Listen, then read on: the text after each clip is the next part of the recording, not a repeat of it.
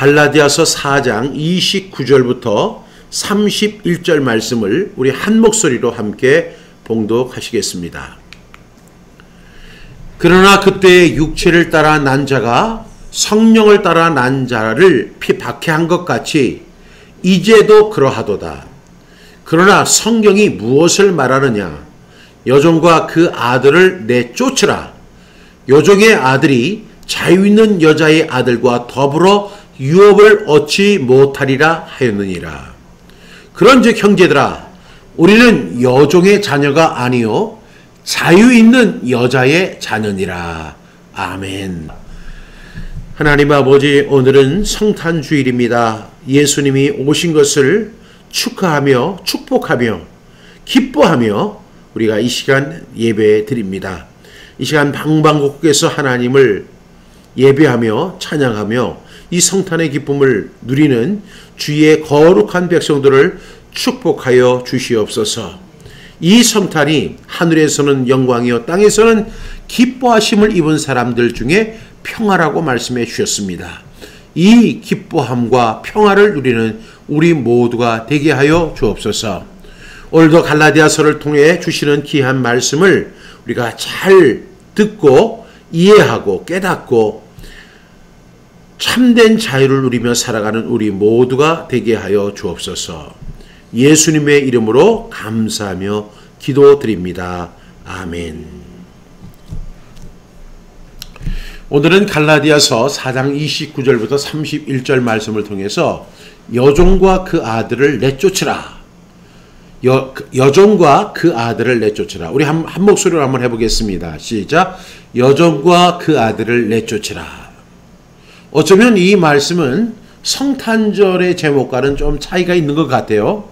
그렇지만 여종과 그 아들을 내쫓지 않으면 참된 성탄을 맞이할 수가 없습니다. 오늘은 예수님이 오신 성탄을 기념하는 이제 복된 날인데요. 이 성탄을 의미하는 최고의 말씀을 저는 마태복음 1장 21절 그리고 누가복음 2장 11절의 말씀으로 이렇게 늘 기억하고 있습니다. 마태복음 1장 21절은 우리가 너무나 잘 아는 말씀인데 시작. 아들을 낳으리니 이름을 예수라 하라. 이는 그가 자기 백성을 그들의 죄에서 구원할 자이심이라 하니라. 아들을 낳으리니 이름을 예수라 하라. 예수님이 이 세상에 오신 거예요. 그런데 그 이름을 뭐라고 부르냐면 예수라고 부릅니다. 구약에서는 여호수아. 이는 그가 자기 백성을, 여호수아가 뭐예요? 구원자라는 뜻이죠. 그가 자기 백성을 다른 백성이 아니라 그가 자기 백성을 그들의 죄에서 구원할 자이십니다. 예수님이 이 세상에 오신 것은 자기 백성을 위해서 오신 것이고 그 자기 백성들의 각각의 죄에서 그들을 구원하시기 위해서 예수님이 오셨다는 말씀입니다. 그래서 저는 이 성탄의 의미를 가장 잘 묘사하고 있는 말씀이 마태복음 1장 21절의 말씀이라고 생각합니다. 동시에 누가복음 2장 11절 말씀도 그렇습니다. 시작. 오늘 다윗의 동네에 너희를 위하여 구주가 나셨으니 곧 그리스도 주시니라. 오늘 다윗의 동네에 그 지역은 이제 베들레헴이죠. 그 베들레헴 동네에 너희를 위하여 구주가 나셨다. 너희를 위하여 구주가 나셨다. 여러분 이 말씀의 의미가 뭐예요? 너희를 위하여 구주가 나셨다. 이 구주는 뭐냐면 구세주예요. 구원해 주시는 분이에요. 지금 이 사람들은 종의 상태로 있는 거예요. 그런데 이 종의 상태에서 구원자가 나타나신 거예요. 그분이 누구라고요? 곧 그리스도 주시니라. 그리스도가 뭐예요? 구원자라는 뜻이잖아요. 그래서 그리스도 주시니라. 오늘 다윗의 동네에 너희를 위하여 구주가 나셨다. 여러분 구주가 왜 나셨어요? 너희를 위하여, 저와 여러분을 위해서 예수님이 나셨습니다. 그분이 누구세요? 곧 그리스도 주시니라. 이것이 바로 성탄을 묘사하는 가장 위대한 말씀이라고 저는 믿어 의심치 않습니다. 그런데 여러분 이렇게 성탄은 매우 기쁜 거예요. 왜냐하면 우리가 죄에게 종이 되어서 종으로서 살아가고 있는데 여러분들이 아시는 바와 같이 종의 삶은 비천하고 곤고하고 힘들고 너무나 팍팍한 것입니다. 그런데 이 진정한 성탄을 누리지 못하는 분들이 아직도 있어요. 물론 이렇게 이야기하니까 이것은 불신자를 의미하는 것이 아니냐 이렇게 이야기할 수 있지만 불신자들은 당연히 주님을 선택하지 않았기 때문에 죄적으로 살아가기로 작정한 사람들이 있잖아요. 그 불신자를 의미하는 게 아니라 크리스찬이라고 하면서 예수 믿는 사람이라고 하면서 그리스도인이라고 하면서도 여전히 성탄의 의미를 모르고 살아가는 사람들이 있습니다. 이것이 오늘 본문의 내용입니다. 그래서 우리가 참된 성탄의 의미를 알려면 율법 신앙인 여종과 그 아들을 내쫓아야 한다는 것입니다. 여러분, 예수님이 이 세상에 오셨는데 예수님이 이 세상에 오신 것은 어떤 일을 하시기 위하면 궁극적으로 여종과 그 아들을 내쫓기 위해서 오신 거예요. 그래서 진정한 성탄은 예수 그리스도가 오심으로 인해서 율법이 종식되고 죄에서 구원받아 자유함을 누리는 것이 성탄의 참된 의미라고 할 수 있어요. 그래서 아들을 낳으리니 이름을 예수라 하라. 이는 그가 자기 백성을 그들의 죄에서 어떻게 하신다고요? 구원할 자이십니다. 오늘 다윗의 동네에 너희를 위하여 구주가 나셨으니 곧 그리스도로 주시니라. 여러분, 이렇게 자유함을 누리게 하기 위해서 예수님이 오셨다는 사실입니다. 그런데 문제는요, 아직도 크리스찬들이라고 하는 분들이 율법신앙에 매여 있습니다. 그 율법신앙이 뭐예요? 자, 한마디로 정의할 수 있는데 너는 아직 죄인이야. 너는 죄인이기 때문에 종노릇해야 돼. 이것이 바로 율법신앙입니다. 너는 아직 죄인이야. 너는 죄인이니까 종노릇해야 돼. 여러분, 성탄의 의미가 뭐라고 했어요? 우리를 죄에서 구원하시기 위해서 예수님 오셨는데 율법신앙은 예수님이 오신 것을 부정하는 행위예요. 너는 아직 죄인이야. 죄인이기 때문에 종노릇해야 돼. 이렇게 계속 강요하는 것이 율법신앙이에요. 율법은 우리를 살리지 못합니다. 율법은 우리를 종노릇시키는 거예요. 그래서 우리는 율법의 신앙에서 자유함을 얻어야 돼요. 그리고 그것을 내쫓아야 해요. 그 율법을 상징하는 비유하는 것이 바로 여종과 그 아들입니다. 그래서 오늘 본문의 내용이 뭐냐면 여종과 그 아들을 내쫓아야 진정한 자유함을 누릴 수 있는 거예요. 예수님이 이 땅에 오셨음에도 불구하고 죄에서 구원하시기 위해서 오셨음에도 불구하고 또 예수님이 곧 그리스도 주시니라 너희를 위하여 구주가 나셨음에도 불구하고 우리가 여전히 그 예수님 바라보지 않고 율법신앙 바라보면 율법은 우리를 향해서 회심의 미소를 지으며 이렇게 이야기합니다. 너는 아직 죄인이야. 그래서 너는 내 종이야. 이렇게 계속 선언하고 있어요. 그리고 거기에 알게 모르게 끌려가고 있는 거예요. 여러분, 그리스도께서 우리에게 자유를 주시기 위해서 십자가를 지신 거예요. 여러분, 그 은혜를 꼭 누려서 성탄의 참된 의미를 회복하는 저와 여러분 다 될 수 있기를 주님의 이름으로 축복합니다. 오늘 갈라디아서가 벌써 25번째 시간이에요. 그런데 사도 바울이 그동안에 그렇게 역성을 들면서 율법신앙을 공격합니다. 그럼에도 불구하고 여러분들이 이 갈라디아서는 다 읽어보셨을 거 아닙니까? 그리고 갈라디아서 설교도 들어보셨을 거예요. 그런데도 아직도 많은 사람들이 율법신앙을 정리하지 못해요. 이 분명히 갈라디아서는 율법신앙이 잘못된 것이라고 계속 이야기합니다. 이 율법으로는 구원받지 못한다. 율법으로는 의롭다함을 얻지 못한다. 율법 선생님들이 너희를 종로를 시키려고 한다. 그러니까 이 율법의 신앙에서 벗어나야 해. 심지어는 여종과 그 아들을 내쫓아야 돼. 이렇게 이야기를 하는데 그럼에도 불구하고 그건 그거고요. 저는 율법신앙 따라갈래요. 그냥 관성적으로 그냥 신앙을 따라가는 거예요. 그 율법신앙을. 나는 이렇게 하는 게 옳다고 생각해요. 우리 목사님도 그렇게 얘기했어요. 성경이 무엇을 말하느냐 중요하지 않아요.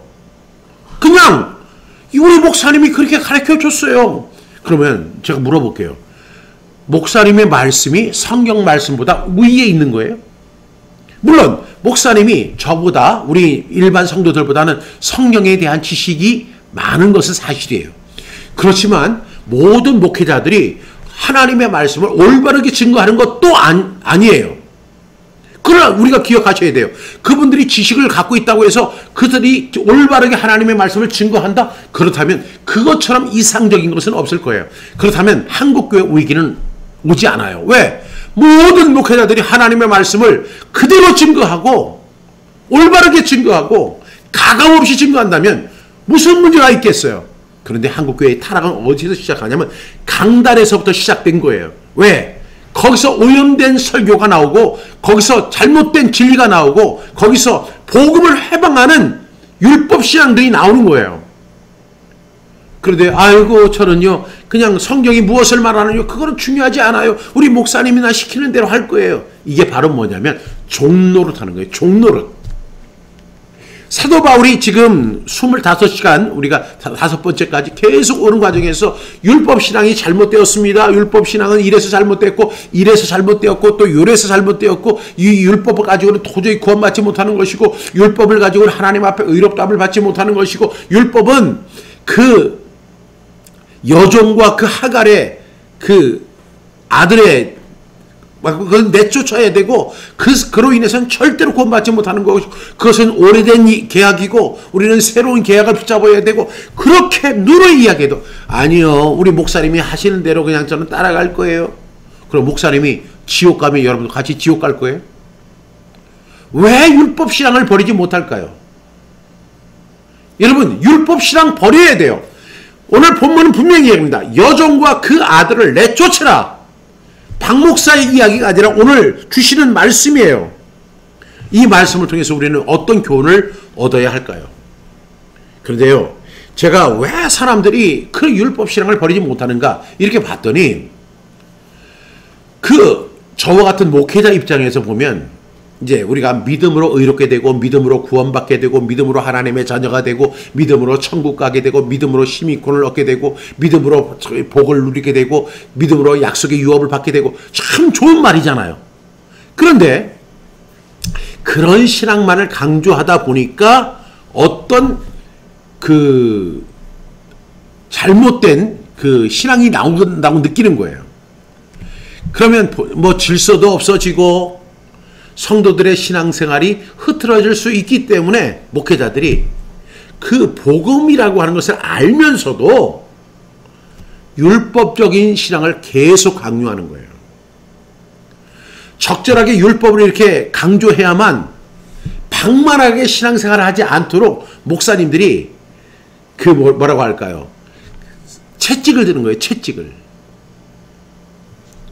여러분 이런 것은 성경적인 것이 아니에요. 목에 칼이 들어와도 하나님의 말씀을 그대로 증거해야 돼요.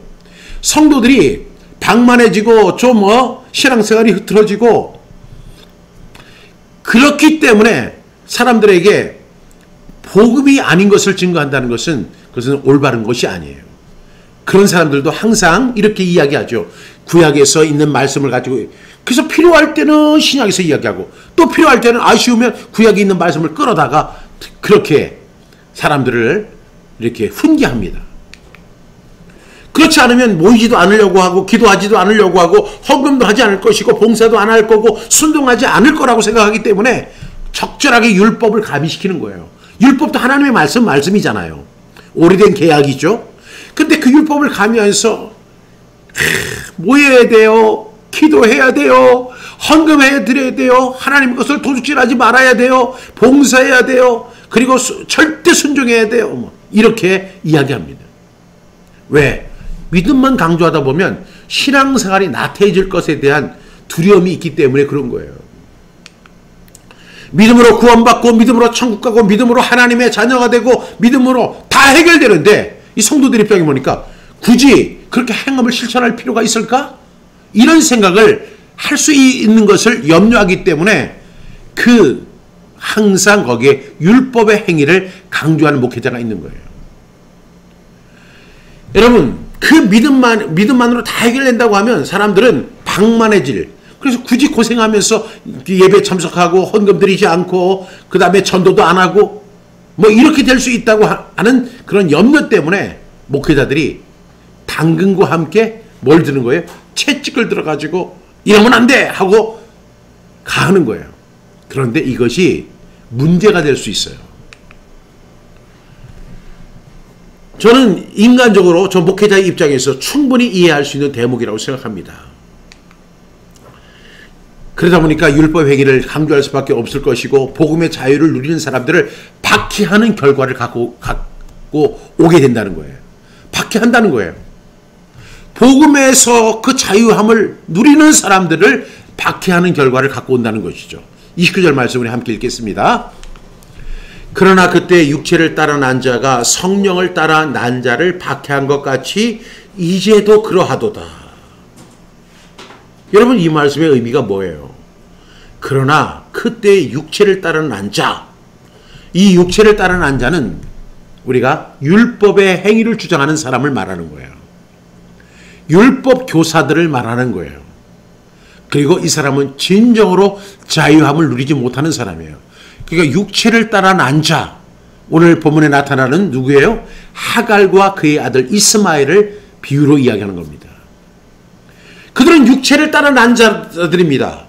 그런데 그 사람들이 누구를 지금 박해하냐면 성령을 따라 난 자를 박해한다는 거예요. 예수님이 니고데모에게 이렇게 말씀하셨죠. 물과 성령으로 나지 아니하면 하나님 나라에 들어갈 수 없다. 이렇게 말씀하셨거든요. 그런데 그 성령을 따라 난 자, 그리스도인이 되고 그리스도 안에서 참된 자유를 누리는 자를 어떻게 한다고요? 박해를 한다는 거예요. 육체를 따라 난 자가. 율법주의자들이 복음으로 자유함을 얻은 사람들을 박해한다는데 예전에도 그랬고 이제도 그러하도다. 이렇게 바울은 이야기하고 있는 것입니다. 여러분, 박해라는 말이 무슨 뜻이냐면 약한 처지의 개인이나 세력을 억누르거나 괴롭혀서 해를 끼치는 것이 박해예요. 약한 처지에 있는 개인이나 어떤 세력들을 억누르거나 괴롭혀서 해를 끼치는 것을 우리가 박해라고 국어사전에서는 이야기를 하거든요. 그런데 어떤 사람들이 박해를 하느냐? 육체를 따라 난 율법주의자들이 성령을 따라서 거듭난 하나님의 백성을 박해하는 거예요. 이거는 심하게 오버한 거죠. 무척 잘못된 것입니다. 여러분, 율법의 행위, 율법주의자들이 오직 믿음으로 살겠다고 하는 사람들을 박해합니다. 실제로 그렇습니다. 믿음으로 말미암아 의롭다함을 받았다. 믿음으로 구원받고 오직 믿음을 주장하는 그런 사람들의 그 개인이나 그런 세력들을 억누르거나 괴롭혀서 해를 끼치는 박해의 일을 누가 해요? 율법주의자들이 하는 거예요. 왜? 그 복음으로 의롭다 되는 것을 싫어하기 때문에 그런 것입니다. 여러분, 저는 과연 이런 일이 일어날 수 있을까 한번 생각해 봐요. 그렇다면 왜 율법의 행위를 주장하는 율법주의자들이 믿음으로 살아가는, 믿음으로 거듭난 하나님의 자녀들을 핍박하는 이유는 무엇일까요? 그 이유를 우리가 알아야 돼요. 여러분, 육체를 따라 난 자들이 성령을 따라 난 자들을 핍박하는 이유는 외적인 신앙적 행위에 집중하지 않는다는 이유 때문입니다. 왜냐하면 진리를 알지니 진리가 너희를 자유롭게 하리라, 이 말씀과 같이 예수 믿음으로 말미암아 의롭다함을 받고 믿음으로 말미암아 자유하게 되고 믿음으로 하나님의 자녀가 되었어요.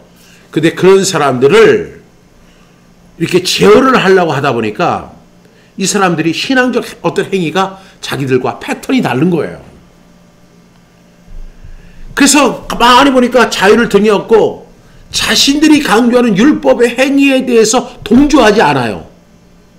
아, 우리는 믿음으로 말미암아 구원을 받았습니다. 믿음으로 하나님의 자녀가 되었습니다. 믿음으로 천국의 소망을 가지게 되었습니다. 이렇게 얘기하는 것이 꼴도 보기 싫은 거예요. 그런 자유방임적인 태도가 너무 마음에 안 드는 거예요. 너희들은 오라고 하면 오고 가라고 하면 가고, 앉으라면 앉고, 돈 내라고 하면 돈 내고, 모이라고 하면 모이고, 엎드리라고 하면 엎드리고, 죽으라면 죽는 신주까지 하는 그런 신앙적 행위를 보여야 되는데, 나 구원받고 자유함을 얻었습니다. 뭐 이렇게 하니까 그것이 너무 눈꼴실해서 못 보겠는 거예요. 그래서 어떻게 한다고요? 박해를 가하는 것입니다. 여러분, 그런데 그것은 엄청난 오해예요. 그 믿음을 주장하는 것들은 어떤 외적인 신앙적 행위를 그 자체를 부정하는 것이 아닌데도 불구하고, 여러분, 율법으로 의롭다함을 얻는 것이 아니라 성령의 인도함을 받는다는 사실이에요.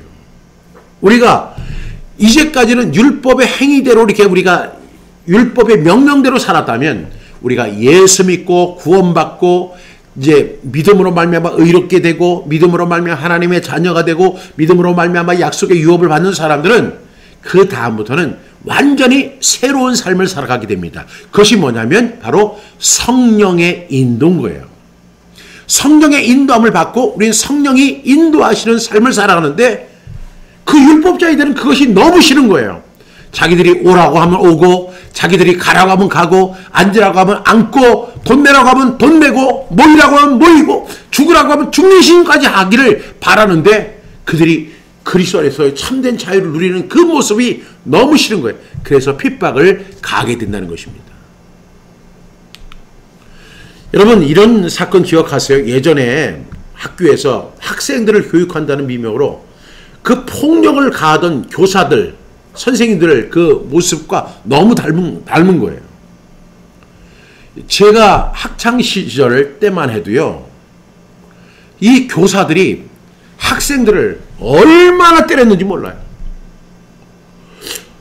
제가 초등학교 때부터 중학교 때, 고등학교 때 남는 기억이 뭐가 있느냐 저한테 물어본다면 저는 분명히 그럴 거예요. 선생님한테 맞은 기억만 난다고. 아마 뭐 저와 나이가 비슷한 나이 연령대에 있는 분들, 뭐 저보다 연령대가 많은 분들, 아니면 뭐 저보다 연령대가 낮은 분들도 아마 그러한 것을 경험해 보았을 것입니다. 여학교보다도 남학교가 특히 심했어요. 선생님들이 그 학생들을 때리는데 어떻게 때리느냐? 지각한다고 때려요. 성적 떨어졌다고 때립니다. 숙제 안 해왔다고 때려. 청소 깨끗하게 안 했다고 때려. 수업 중 딴전 부렸다고 해. 뭐 자율학습 시간에 뭐 떠들었다고 어떤 사람이 또 이렇게 적어 하면 그거 가지고 박종신 나와! 해가지고 그냥 학생들 앞에서 따귀를 때리고 몽둥이로 막 후드르게 패고 심지어는 주먹으로 막 얼굴을 때리고. 그래서 아니 내가 학교에 공부하러 간 건데 매를 맞으러 간 것 같은 느낌이 들 때가 많아요. 아니 나는 학교에 공부를 하러 간 건데 이 선생님들은 막 주먹으로 막 때리고 엎드려 뻗쳐. 그리고 막 따귀를 갖다가 막 사정없이 패는 거예요. 그거 경험해 보셨죠? 그리고 어떤 선생님은 몽둥이를 막 이만한 몽둥이를 해가지고 그냥 엎드려 뻗쳐 해가지고 막 아니 무슨 교도소에서 뭐 죄수, 요새 간수들도요 죄수들 그렇게 못 때려요. 몽둥이로 때리고 심지어는 막 뺨 때리고 막 주먹으로 때리고 막 발로 차고. 아니 내가 학교에 지금 맞으러 간 거예요? 아니면 공부하러 간 거예요? 나 공부하러 갔는데 아니 성적이 떨어지면 내 손아니지 왜 선생님 손해예요? 아 숙제 바빠서 못해 갈 수도 있는 거죠. 그렇다고 해가지고 그러면 벌점을 줘서 그것이 성적에 영향을 주든지 앞으로 그 생활기록부에 그 해서 거기에 어떤 그런 것으로 인해서 손해를 보게 한다든지 이렇게 해야지. 사정없이 때리는 겁니다. 제가 지금 와서도 이해할 수가 없어요. 아니 머리가 조금 길었다고 해가지고 선생님 여기를 잡고 막 끌고 다니고 그 다음에 그 바리깡을 가지고 말이죠 그냥 여기다 고속도로를 내버립니다. 도대체 그 선생님들이 깡패예요? 아니 그 사람들도 온전한 집안에서는 아빠이고 엄마 가장이고 그리고 모범 시민들인데 학생들 앞에 오면 완전히 깡패도 그런 깡패가 없고 행포를 부려도 그렇게 행포를 부릴 수 없는 거예요. 만약에 지금도 그렇게 할 수 있을까요? 그때 그 교사들은 교육이라는 미명으로 각종 악행을 저지른 거예요. 학생들을 그러면서 늘 때리면서 하는 말이 뭐냐면 선생님이 널 때리는 이유는 잘 되라고 하는 거야. 내가 미워서 널 때리는 줄 알아? 사랑해서 때리는 거야. 그래서 그 매의 이름이 사랑의 매예요. 세상에서 제일 웃긴 말이 사랑의 매. 아니 부모가 자식을 때릴 때는 그것이 가능해요. 왜? 자기 몸으로 났으니까. 그 아들이 정말로 잘못 때릴 때 성경도 채찍을 들라고 하잖아요. 근데 선생님들이 막 주먹으로 때리고 발로 차고 이렇게 하면서 내가 너 잘 되라고 하는 거야? 여러분 그것이 여러분 이해가 된다고 생각하세요? 이해 안 되잖아요. 지금도 그렇게 선생님들이 할 수 있어요? 절대로 그렇게 못해요. 그렇게 했다가는 만약에 경기도에서 그랬다. 그러면 경기도가 들썩거릴 겁니다. 왜? 폭력은 잘못된 것이니까. 폭력은 학교에서 허용되면 안 되는 것이기 때문에 그런 거예요. 무엇이 잘못됐습니까? 교사들이 본질을 잃어버린 거예요. 학교라는 제도가 있습니다. 학교는 뭐예요? 교사가 있어 학생들을 가르치고 학생들은 자기의 실력 향상을 위해서 열심히 노력하는 공간이 바로 학교예요. 그런데 이 학교에서 그런 수업을 한다고 하는 미명 아래 교육이라고 하는 미명 아래 선생들이 학생들을 막 폭력하고 때리고 발로 차고 그리고 발이 얼마나 많이 맞았는지요. 이 엎드려 뻗쳐를 많이 하다 보면 이 장단지에 말이죠. 이 피멍이 들어가지고 며칠 동안 걸어다니지를 못하는 거예요. 세상에 이것이 무슨 공산주의 국가도 아니고 어떻게 이런 일이 있을 수가 있습니까? 여러분도 아마 경험해 보셨을 거예요. 학교는요 무슨 명분으로든 폭력이 허용될 수가 없어요. 근데 교사들이 폭력을 가하는 것은 학생들을 교육하기보다는 자기분에 빠져가지고 결국은 학생을 학생으로 보는 게 아니라 학생을 뭐로 보냐면 자기 종으로 보는 거예요. 선생님이 시키는 대로 하란 말이야! 이거예요. 이렇게 하는 것은 다 너희들이 잘되게 하기 위해서인 거야. 여러분 그것이 지금 2022년 현재에도 그렇게 진행될 수 있을까요? 절대로 그렇게 될 수 없어요. 그런데요 지금 한국교회도 옛날 교사들이 했던 그 악행들이 여전히 남아있는 거예요. 여러분 학교에서는 학문을 배우는 것이 본질이라고 한다면 교회는요 복음을 전하는 것이 교회의 본질이에요. 그리고 그 복음의 자유를 누리게 하는 거예요. 진리를 알지니 진리가 너희를 자유롭게 하리라. 그런데 복음 그것은 제쳐놓고 그 외의 일에 집중하게 하는 것이 지금 한국교회의 문제고 세계교회의 문제예요. 그래서 주일 성수하세요. 헌금생활 하십시오. 하나님의 것을 도둑질하지 마세요. 모이기에 전념하세요. 봉사하세요. 그리고 목회자를 섬기세요. 그러면 당신과 당신의 자녀가 잘 될 것입니다. 뭐 이렇게 이야기하면서 그것이 복음이에요? 복음 아닌 거예요. 그것은 마치 예전에 그 학교에서 선생님들이 학생들을 폭행하던 그 이론과 마찬가지예요. 여러분 그 중에서 가장 우리 목회자들이 저를 비롯한 목회자들이 잘못 주장할 수 있는 것이 교회 중심 생활이에요. 여러분 이 모든 목회자들이 한결같이 설교 시간에 이렇게 이야기합니다. 교회에서 모여서 기도하고 예배하고 성경 공부하고 서로 친교하고 봉사하고 여러분 그것만 강조해요. 오로지 교회 생활. 그래서 우리가 성전으로 올라갈 때 우리의 마음이 즐거웠도다. 이런 걸 가는 교회가 성전 아닙니다.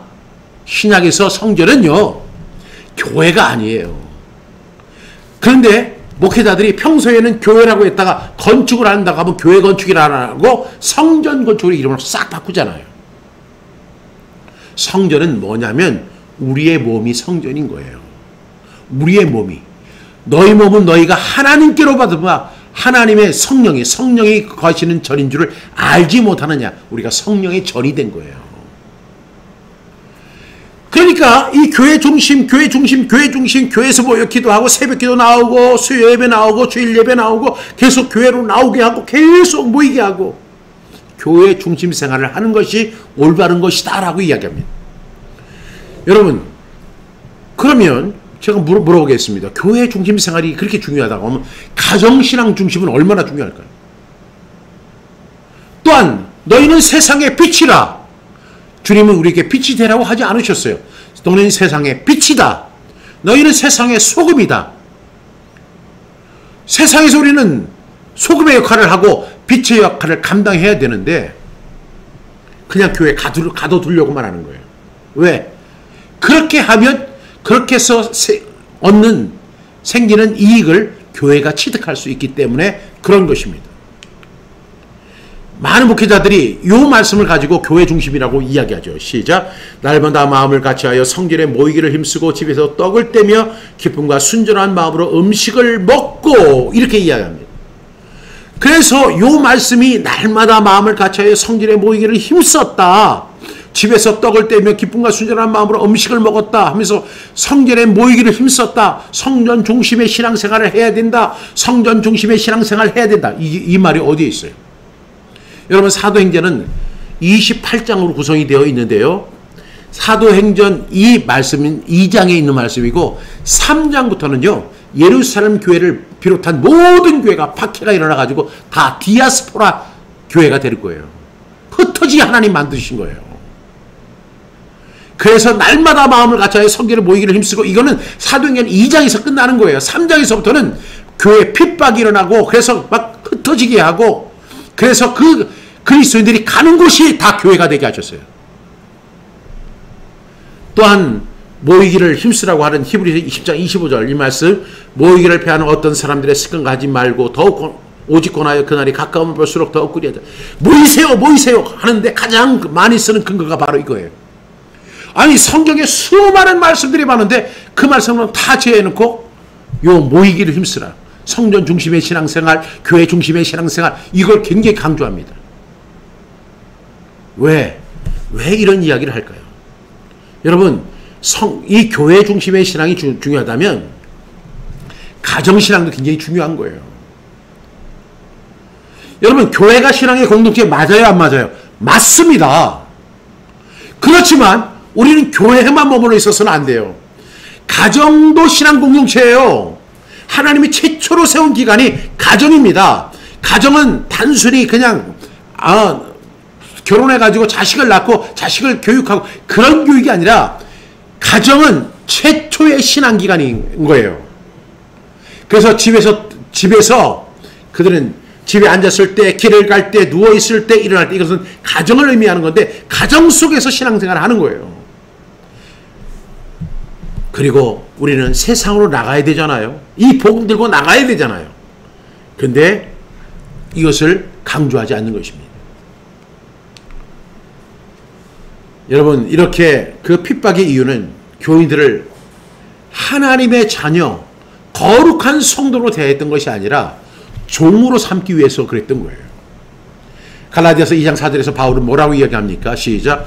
이는 가만히 들어온 거짓 형제들 때문이라. 그들이 가만히 들어온 것은 그리스도 예수 안에서 우리가 가진 자유를 엿보고 우리를 종으로 삼고자 함이로되. 아니 그리스도 예수 안에서 우리가 가진 자유를 엿보고 야 쟤들이 그리스도 안에서 자유함을 누리네. 나 이거 못 봐 눈꼴 시려서. 이 사람들은 우리 종이 돼야 돼. 돈 가져오라면 돈 가져오고 모이라면 모이고 봉사라면 봉사하고 일 시키면 일 해야 되는데 그리스도 안에서 자유함을 누려? 나 저거 못 봐. 그래서 그들이 조용히 침투를 한 거예요. 가만히 들어왔다. 이것을 가만히 들어왔다는 말을 두 번이나 반복하잖아요. 이는 가만히 들어온 거짓 형제들 때문에 그들이 가만히 들어온 것은 이렇게 이야기합니다. 여러분 당당하게 들어와야지 그것이 옳은 거예요. 도덕은 항상 가만히 조용히 들어오는 거예요. 가만히 들어온 이유는 그리스도 예수 안에서 우리가 가진 자유를 엿보고 우리를 종으로 삼기 위해서예요. 지금도 거짓 교사들은 우리를 종으로 삼으려고 하는 거예요. 아니, 그리스도께서 우리에게 자유를 주시기 위해서, 하나님께서 우리에게 자유를 주시기 위해서 그리스도를 이 세상에 보내주셔서 자유함을 주셨는데, 그 자유를 송두리째 부정하는 행위를 지금 이 거짓 교사들이 하고 있는 거예요. 지금 한국의 몇몇 목회자들이 이러한 짓을 하면서 자기들의 욕구만 채우려고 하는 거예요. 여러분, 이러한 안타까운 일들이 지금 한국교회에 있어요, 없어요? 믿음에 대한 가소평가를 하고 있는 것입니다. 여러분, 믿음으로 우리가 자유를 얻었다는 것은요, 그것으로 해서 우리가 끝나는 게 아니에요. 다시 말하면 시작하는 거예요. 우리가 그때부터 우리가 그리스도 안에서 믿음으로 말미암아 의롭게 되고, 믿음으로 말미암아 하나님의 자녀가 되고, 믿음으로 말미암아 약속을 입은 자들에게는 그 다음에 뭐가 있어요? 성령의 인도함을 받게 되는 거예요. 그러한 사실을 부정하고, 나는 내가 시키는 대로 저 사람이 신앙생활 해야 돼 하면 율법적인 것을 자꾸만 가미시키려고 하는 거짓 교사들에게서 우리는 벗어나야 될 줄로 믿습니다. 여러분, 갈라디아서 5장 16절, 우리가 이제 다음에 함께 나눌 말씀인데, 시작. 내가 이르노니 너희는 성령을 따라 행하라. 그리하면 육체의 욕심을 이루지 아니하리라. 그 갈라디아 그 거짓 교사들은요, 여러분들이 육체의 욕심을 이루지 아니하기 위해서는 기도해야 되고, 모이기를 힘써야 되고, 그리고 헌금을 열심히 해야 되고, 우리가 시키는 대로 해야 되고, 우리의 종노릇을 해야만 육체의 욕심을 이루지 않는 거예요. 이렇게 이야기하는 거예요.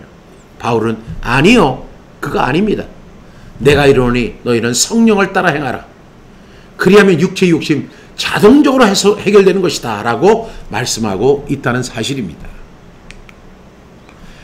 여러분, 믿음으로 끝나는 게 아니에요. 믿음으로 시작하면 성령의 인도함을 받게 되는 것입니다. 갈라디아서 5장 18절에서 바울은 이렇게 이야기합니다. 너희가 만일 성령의 인도하시는 바가 되면 율법 아래에 있지 아니하리라. 우리가 성령의 인도함을 받는 것을 율법주의자들은 너무 싫어하는 거예요. 왜? 자기들의 지배 아래 우리를 놓으려고 하는 거예요. 그러나 하나님은 우리를 믿음으로 의롭다 하시고, 믿음으로 하나님의 자녀 삼으시고, 믿음으로 약속의 유업을 주신 후에 우리를 성령으로 인도하게 하시는 거예요. 그리고 우리는 율법의 지배 아래 더 이상 있지 않게 하시는 것이 하나님의 뜻입니다. 여러분, 오직 믿음을 자유가 아닌 방종이라고 생각하는 목회자들이 성령의 인도가 아닌 율법의 행위로 종을 삼았다는 사실을 우리가 알아야 돼요. 30절 말씀 보겠습니다. 시작. 그러나 성경이 무엇을 말하느냐? 여종과 그 아들을 내쫓으라. 여종의 아들이 자유 있는 여자의 아들과 더불어 유업을 얻지 못하리라 하였느니라. 여러분, 율법 아래에 있는 사람들은 절대로 약속의 유업을 받지 못합니다. 어떤 사람이 약속의 유업을 받습니까? 바로 믿음으로 말미암아 의롭게 된 사람, 믿음으로 하나님의 자녀가 된 사람, 믿음으로 약속의 유업을 받게 되고, 그 사람은 성령의 인도함을 받게 되는 것입니다.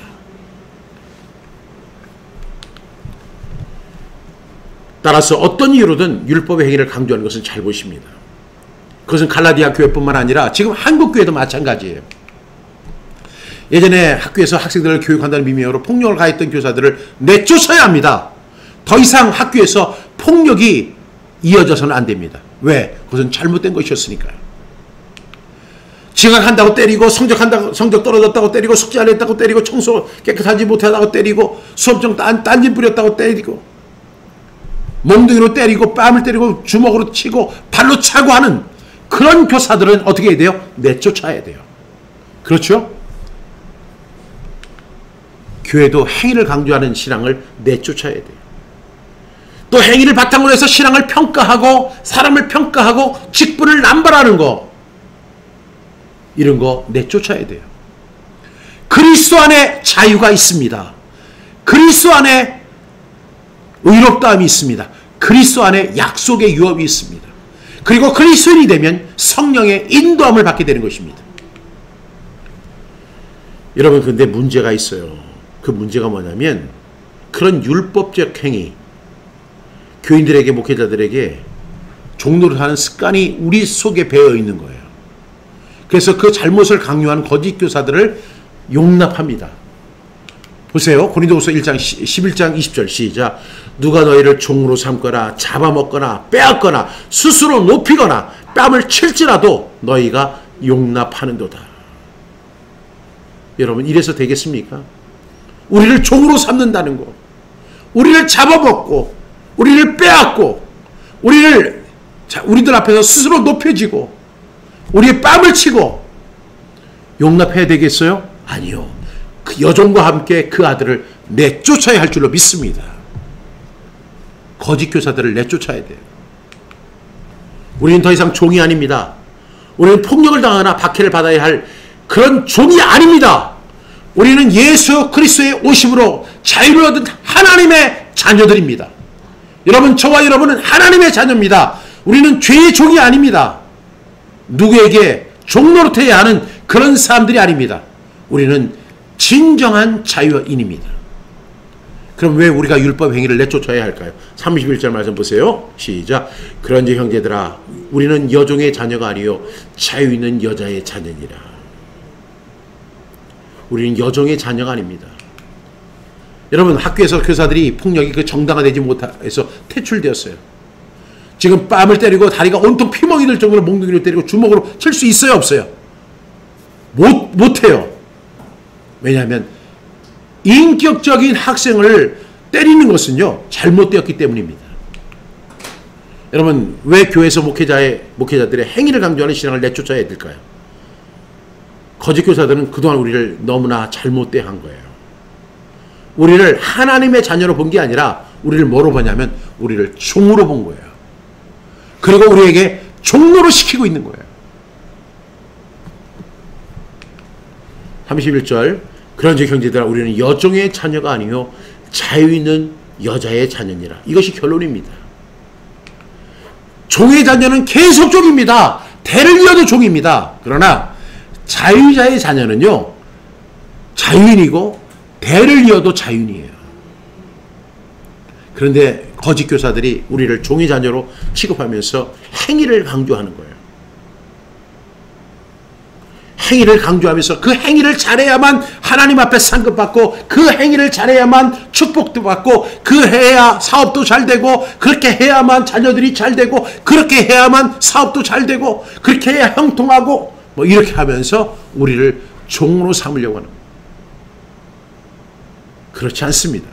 우리는 종이 아닙니다. 우리는 자유인입니다. 오늘 말씀의 결론입니다. 제가 이제 얼마 전이죠. 오래전에 어떤 분을 전도를 해서 슬픈 이야기를 들었습니다.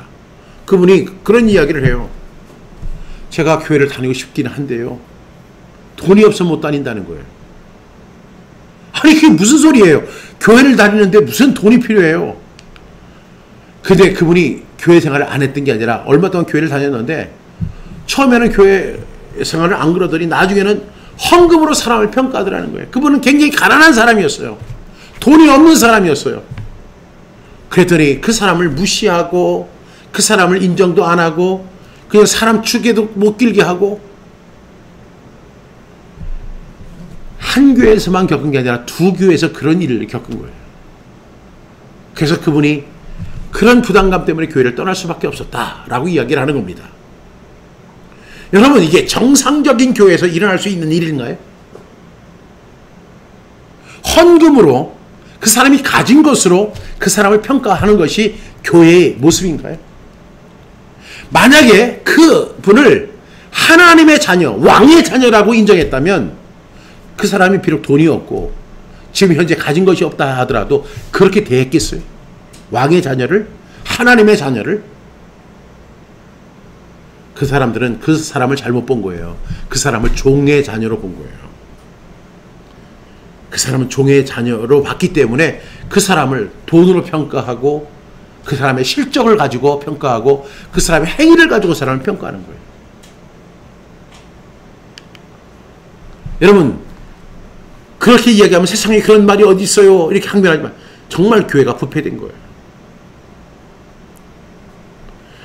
예수 그리스도께서 오심을 기념하는 날이 성탄절입니다. 그가 오심으로 말미암아 우리가 죄에서 구원받아 종에서 자유자가 되고 자녀가 됐는데, 옛날 그 캐캐묵은 유통기한이 훨씬 지난 그 율법을 강조하면서 네가 의롭게 행동해야 되고, 네가 주일 성수 열심히 해야 되고, 11조 온전히 드려야 되고, 이렇게 어떤 행위적인 것을 강조해서 그걸 가지고 그 사람을 평가하고, 그 사람을 인정하고, 그 사람을 좋은 신앙의 사람이라고 평가한다면 그거는요, 하나님의 기준이 아니잖아요.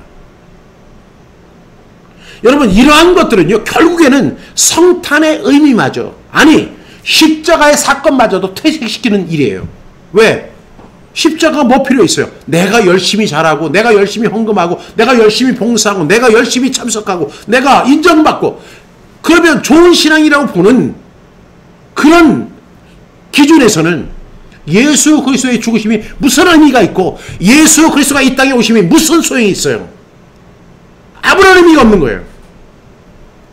그것을 바로 율법의 행위라고 하는 거예요. 그것을, 그 상대를 종으로 봤기 때문에 그렇게 요구하는 것입니다. 제가 누누이 말씀드리지만 진리를 알지니 진리가 너희를 자유롭게 하리라 그랬어요.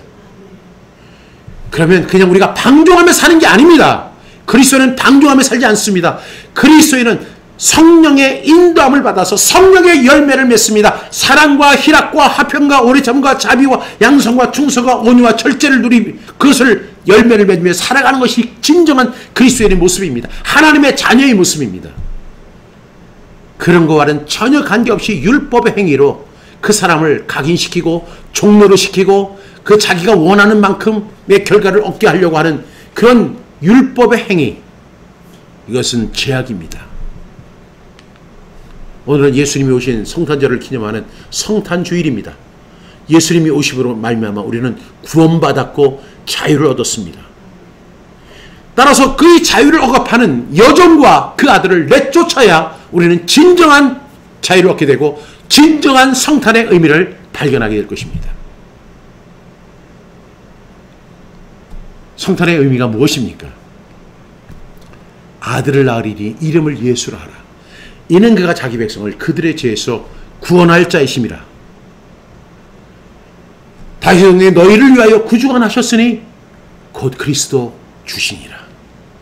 너희를 위하여 구주가 나셨다. 구주라는 것은 구세주를 말하는 거예요. 우리를 구원시키는 구세주. 예수님이 그 율법의 노예에서, 율법의 총노래에서 우리를 자유케 하시기 위해서 이 땅에 오신 날을 기념하는 날이 바로 성탄절인 것입니다. 성탄의 참된 의미는 바로 어떻게 해야 돼요? 여종과 그 아들을 내쫓을 때만 가능한 것입니다. 여러분의 신앙에서도 그 여종과 그 자녀를 내쫓으십시오. 그리고 예수 그리스도를 온전히 모셔드리십시오. 그 속에 자유함이 있고, 그 안에 의롭다함이 있고, 그 안에 하나님의 자녀됨의 인침이 있고, 그 안에 약속의 유업이 있고, 그 안에서 성령의 인도함을 받고 평생을 살아가게 될 줄로 믿습니다. 기도하시겠습니다. 하나님 아버지 감사합니다. 오늘 주신 말씀을 기억하며 살아가는 우리 모두가 되게 하시고, 우리의 신앙의 강요, 그 여종과 그 아들을 내쫓는 결단이 우리의 삶에 나타나도록 도와주시옵소서. 예수님의 이름으로 기도드립니다. 아멘.